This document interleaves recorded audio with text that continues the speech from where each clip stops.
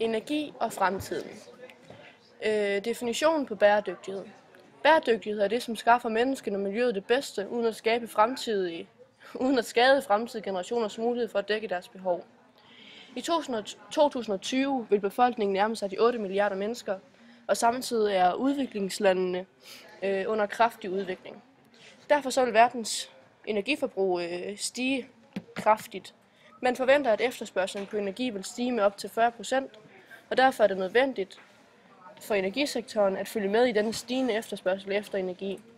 I dag er 80% af energiforbruget dækket af fossile brændstoffer. Selvom de skal rigtig store problemer, og de vil slippe op på et tidspunkt.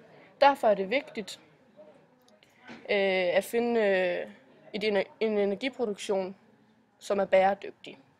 I denne opgave vil vi fokusere på, hvordan man bæredygtigt og realistisk kan dække fremtidens energibehov. Problemformuleringen er følgende. Hvordan dækker man bæredygtigt og realistisk fremtidens energibehov?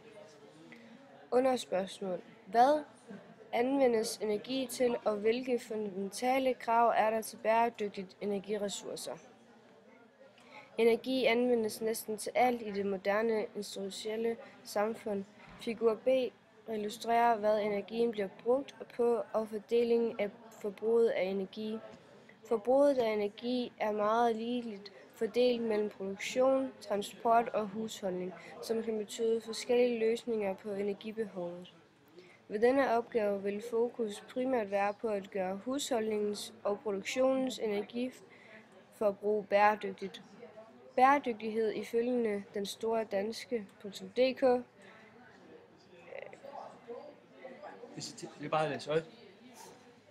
En brug af jordens ressourcer, der skaber balance mellem udnyttelse og beskyttelse, så vi ikke ødelægger vort livsgrundlag.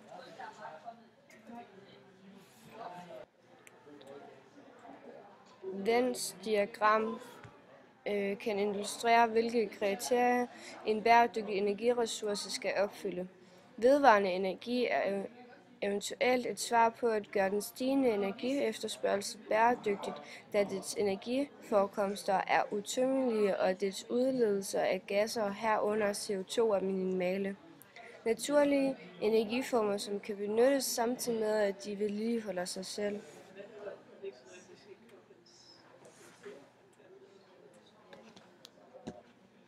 De vigtigste er vandkraft, vindenergi, solenergi og energi fra biomasse. Det er ifølge den store danske.dk.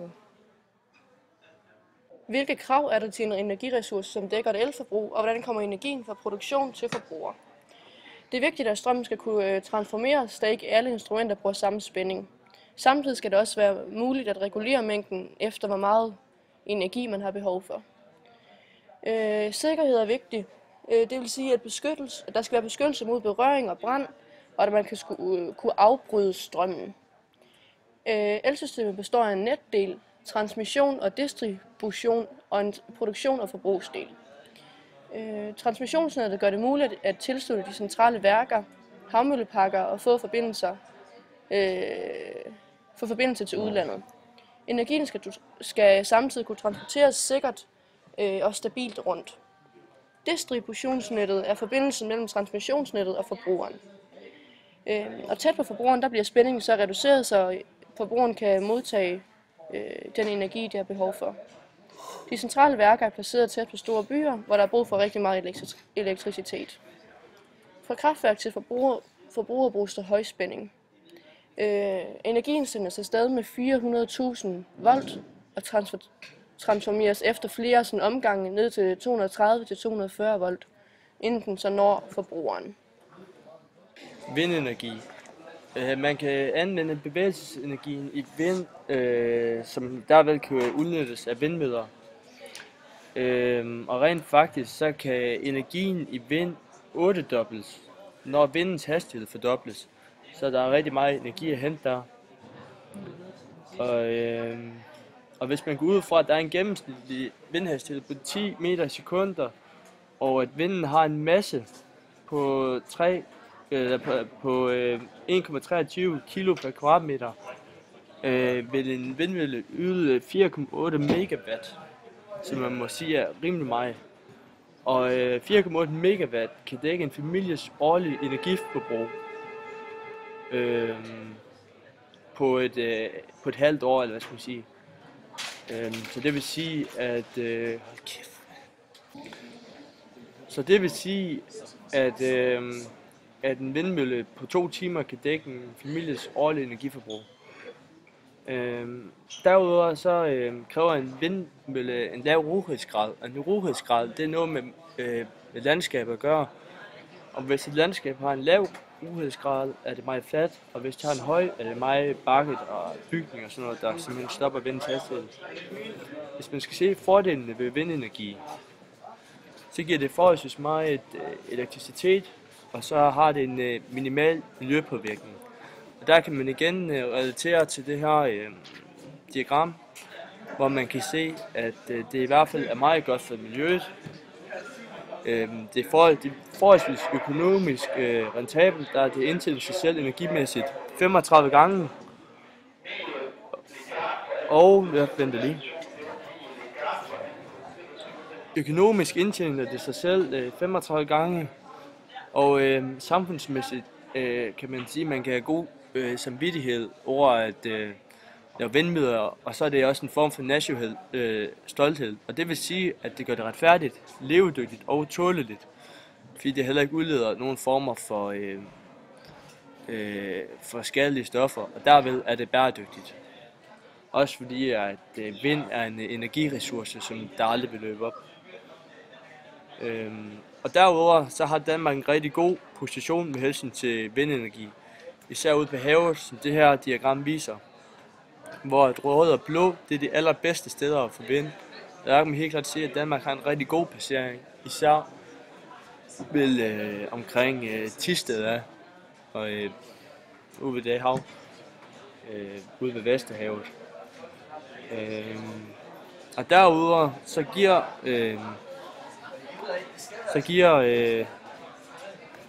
giver ny teknologi også svaret på, at vindkraft må siges at være en rimelig ustabil energikilde. Og det leder os også hen på ulemperne, fordi en vindmølle producerer ikke lige så meget strøm alle tider på døgnet. Og det illustrerer denne her figur også rigtig godt, hvor man kan se, at hvor der faktisk er størst adforbrug, producerer vindmøllen mindst. Derved vil det være smart at kunne opbevare den strøm der. Og det man finder ud af, at man for eksempel kan lave om til, ved hjælp af elektrolyse, kan man lave energien om til brint, hvorefter man kan lave det om til strøm senere eller til brændstof. Og på den måde bliver vindens energi udnyttet. Derudover, hvis vi skal se på ulemper, så er vindmøller en dyr investering, og de kan kun udnytte op til 50% af vindens energi. Men når det er sagt, så er det stadigvæk rigtig meget energi, det kan give, når det blæser. En anden energikilde, man undersøger, er bølgeenergi. Fordelen ved bølgeenergi er, at der ingen CO2-udledning er. Og samtidig er der teoretisk set stor energipotentiale. Eksperter mener, at vi i Danmark kan dække 15% af vores energibehov. Men bølgeenergi har også rigtig mange ulemper. Bølgeenergi kræver rigtig store tekniske anlæg, og der skal placeres, hvor der er mest energi, og derfor skal de også være rigtig robuste. Det kræver rigtig mange anlæg for ligesom at få nok energi ud af det, og det kan så skabe forstyrrelser i forhold til fiskeri og levevilkår for dyr osv. Samtidig er teknologien ikke helt færdigudviklet, og det er altså rigtig dyrt at få styr på teknologien. Ikke alle lande har kyststrækninger, som vi også ser på billedet her. Andre lande ligger så i skyggen af andre. Og i Danmark har vi 3 anlæg, der ser rimelig lovende ud. Wave Star, Wave Dragon og Bølgehøvlen. De er endnu ikke blevet sat ud på åbent hav, men bliver testet på lidt mindre steder. Og man forsøger samtidig et samarbejde mellem bølge- og vindenergi. Kul. Fordelen ved kul er, at det skaber store mængder energi, og at vi er i stand til at udnytte energien meget effektivt. Det er ekstremt billigt i forhold til andre vedvarende energikilder. Ulemperne ved kul er, at depoterne vil en dag slippe op, altså det er ikke uendelige mængder kul. Det har et kæmpe stort CO2-udslip, og det er ikke alle lande, der har de her depoter, og det kan medføre til politisk ustabilitet. Analysere og diskutere, hvorfor den nuværende energiproduktion er så fokuseret på fossile brændstoffer, når der er så mange andre energiressourcer tilgængelige. Fossile brændsler har et rigtig højt energiindhold og er samtidig forholdsvis ukompliceret at fyre med. Det er billigt at udvinde sammenlignet med rigtig mange af de andre energiressourcer. Samtidig er det en mobil energikilde, som er let anvendelig i transportsektoren. Det er dyrt at udvikle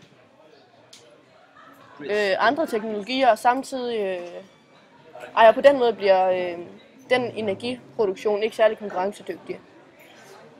Det er også en stor ulempe, at rigtig mange energiproduktioner har brug for fossile brændsler til at starte med. Hvis man skal se på, hvad vores løsning på det her problem skulle være, så ville det mest hensigtsmæssige ud fra det, vi undersøgte, måske være et samarbejde mellem vind- og bølgeenergi. Ved det så vil vi spare plads og have færre forstyrrelser i figuren. Og miljømæssigt og samfundsmæssigt er det bæredygtigt. Hvis man skal se det på økonomiske, så vil bølgeenergi i hvert fald ikke vise sig, i hvert fald i starten, at give økonomisk afkast. Og det er stadigvæk en teknologi, som ikke er fuldkommen prøvet igennem, og derved er det ikke sikkert, at det er det rigtige for Danmark. Når det er sagt, så ligger vi også bag ved England, og det vil sige, at det er lange stræk, der er nogle gange godt for bølger. Det har vi ikke så meget, og derved vil vi ikke få lige så meget ud af bølgeenergi, ligesom andre lande vil, der ligger ud til Stillehavet eller Atlanterhavet, som Færøerne. Derudover, det har jeg sagt, hvis vi skal se på kul, som vi også har haft, så må man hurtigt konkludere, at det i den grad ikke er en bæredygtig energikilde, fordi at for det første, så er ressourcerne ikke evigt tilgængelige, de vil slippe op på tidspunktet, og på den anden, så er det ikke godt for miljøet, det vil sige, at det er ikke tåleligt. Derudover, derved er det ikke levedygtigt eller tåleligt, og derved kan man sige, at kan man da diskutere, om det overhovedet er retfærdigt at bruge det overfor samfundet, så derfor er det kun en økonomisk god løsning. Når det er sagt, så er der ingen af de tre energikilder, der 100% lever op til det her diagram her. Heller ikke vindenergi, som dog kan man diskutere, måske lever op til alle faktorerne, selvom den økonomiske del er lidt svag. Bum.